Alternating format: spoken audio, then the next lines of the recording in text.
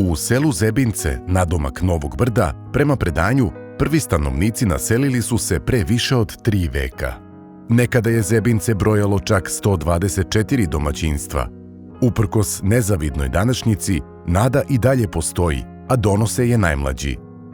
Ove godine u prvi razred upisaće se 6 dece, što predstavlja mali, ali značajan znak opstanka života u selu. U okviru naše vidovdanske humanitarne akcije planirana je pomoć osnovnoj školi Dositej Obradović, koja trenutno broji 12 učenika. Od 1991. godine ova škola je u ovom zdanju. Tražila je neka ulaganja, to smo nešto uradili, međutim nismo stigli sve do kraja da završimo. Ima dosta nedostataka koji u to vreme nisu mogli da se urade. Evo, mi pokušavamo i dan danas da ispravimo od toaleta do vode, do krova. Znači imamo malo, da kažem, bolje uslove, ali ne toliko dobre da bi mogli da funkcionišemo onako normalno, bez nekih problema ili da kažemo, sad je sve u redu.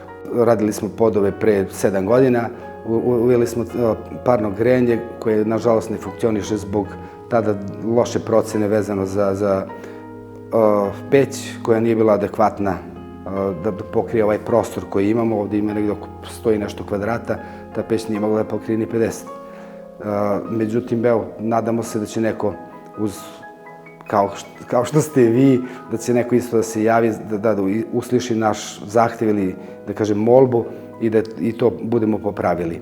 Pre 3 godine smo uradili toalet unutar škole i to je, ali i dalje nije adaptiran do kraja. Znači ima tu nekih radova, možda više od 50% smo to završili. Opet ima, da kažem, osnovnih uslova, ali ne ono potpuno, što bi bilo fair iskreno za decu i da se deca osjećaju kao kod svoje kuće iskreno.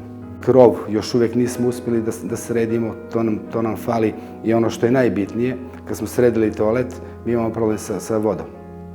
Znači vodu uzimamo gore iz nekog kaptažnog rezervoara gdje prebacujemo tu kao, nije pijaća voda iskreno, to je više tehnička voda, prebacimo u naš rezervoar i imamo prirodan pad i jako je teško deci da svakog dana vode računa o tome da li će da se operu ruke, da li je to dovoljno zdravo, mi nemamo uslova da tu vodu stalno ispitujemo. Da možda doći do neke zaraze. Jedino što je najbitnije sad trenutno, da imamo tu pijaću vodu iz rezervoara koji bi mogli da iskopamo, bunar, kako se već zove. Imamo ovde dosta prostora, ima vode dovoljno, sad zavisi koliko je sad ta dubina, koliko će sve to da iznese, ali za školu u ovakvim uslovima nije moguće da mi sami iz svojih sredstava, iz materijalnih ili bilo šta radimo to.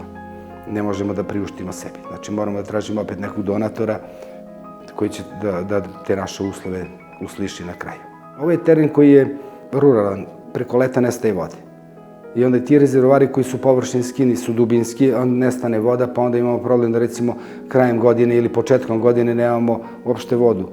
Ne možemo da koristimo toalet unutar škole, nego moramo, da kažemo, spoljni. Onaj koji nije adekvatan uopšte, koji nema nikakve uslove, koje smo malte ne otpisali, zatvorili. Iz tog razloga postavili smo cilj akcije da se obezbede ti osnovni uslovi za rad škole, to jest planirano je kopanje bunara, dovođenje vode do objekta, kao i nabavka kotla za grejanje kako bi učenici imali funkcionalne uslove tokom zime. Zebince danas možda deluje tiho i zaboravljeno, ali kroz ovakve inicijative i brigu za najmlađe čuva se nada da će život u ovom selu ponovo vaskrsnuti.